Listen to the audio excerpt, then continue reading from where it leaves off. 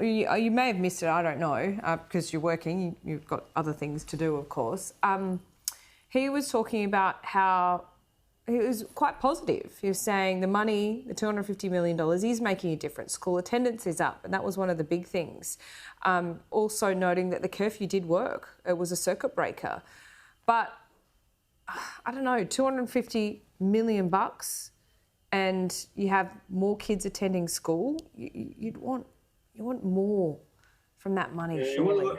You want a little bit more than that, Laura. Look, what I was told yesterday with the $250 million, that the politicians in the room would actually not see the benefit of the 250 in their time in politics.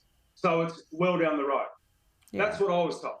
So, look, Justina Price asked, a lot of other people asked, I said to Linda Burney, she was in the meeting yesterday too, I said, look, I've been out, I've followed these services.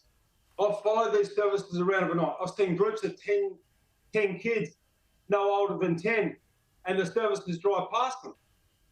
But as a community member that cares about people, I'm not allowed to stop and help them kids. But the people that are paid millions and millions and millions of dollars to provide these services drive straight past them. We've got to be a lot better, and they've got to audit it, and they've got to really look at it. Not to diminish school attendance. I mean, school attendance is got to be a big part of the solutions in Alice Springs. Yep. And if I could hazard a guess here, these services are so stretched that those people, those kids that they drive by, are in a separate category. They might be on their way to several, worse cases, if I could put it that way. Is that just the reality?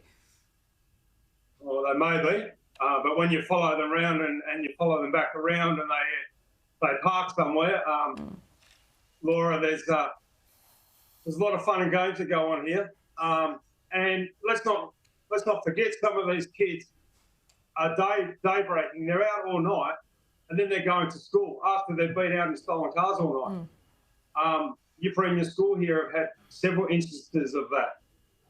Look, it's a big complex problem, Laura. Yeah. We're a long way from solving it. We've had the circuit breaker, which has been fantastic, and Eva Law, our Chief Minister, must be commended for actually having a crack at that. Yeah. But how long does this last?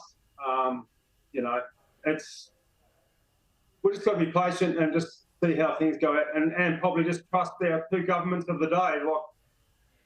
A lot of people in the Northern Territory have lost faith, but let's see what happens. Yeah, and we've got to be positive about it. At least Anthony Albanese is there. He's listening to people like you. The money is being spent. And there are some good signs, and we've got to hold on to those, even though we acknowledge there is a lot of work to do. Darren, thanks so much for your time, as always. Thanks, mate. Thanks for your support, Laura.